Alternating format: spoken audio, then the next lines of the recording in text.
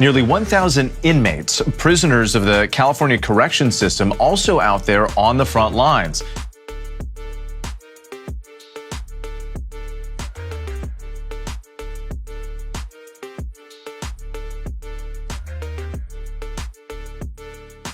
Federal prosecutors announcing they will not bring charges in the deadly 2019 arrest of Ronald Green.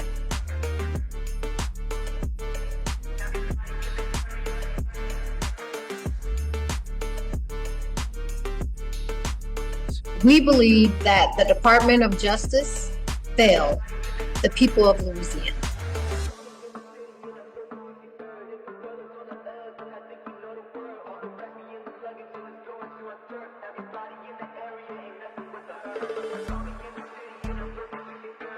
As devastating as what we saw in the video with regard to the violence was the nonchalant attitude of the other people standing around watching. We feel that is a sign that this is not a one-off incident.